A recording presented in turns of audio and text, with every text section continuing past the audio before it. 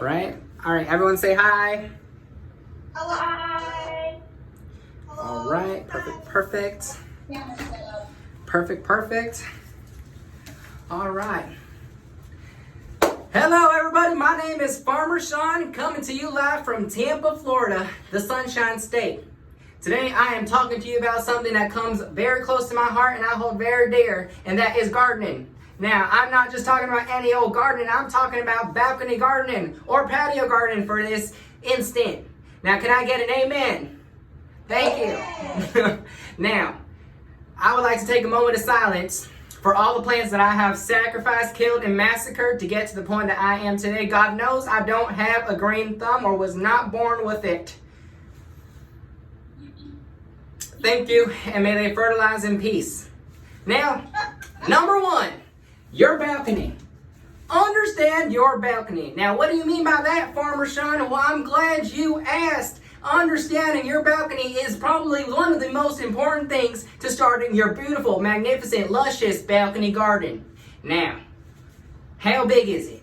How small is it? Is it sunny? Is it shady? Are there corners? Are there too many corners? All these things come into play. Are you on the first floor? Are you on the second? All these things are details that matter, that create your ecosystem.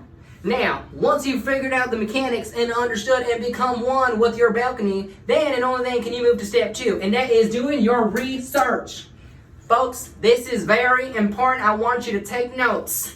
There are lots of plants out there. There are green ones, there are pink ones, there are red ones, there are blue ones, but that does not mean that they are destined for your balcony.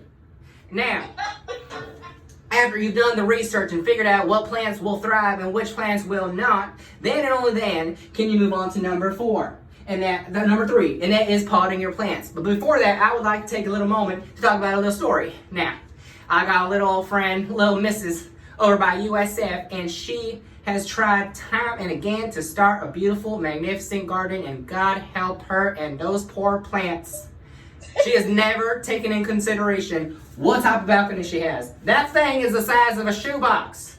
Now she never took into consideration the research that comes into it. How in the hell are you going to grow a bunch of sunflowers in a shady spot in a shoebox size of a balcony?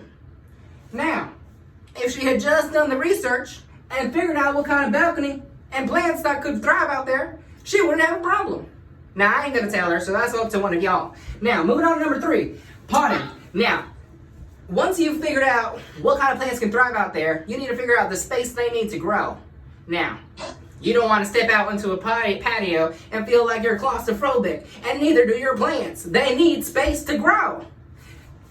Now, once you figured out what kind of pots, what kind of plants, how many of them are going to be out there, then you can actually get yourself some beautiful, luxurious babies. Now, after you got your plants, after you got them potted, you got them in the sunshine, you got some flourishing in the sun, you got some flourishing in the shade, then and only then can you start to even think of yourself as a gardenista. But there is one last step you need, and this is the most crucial.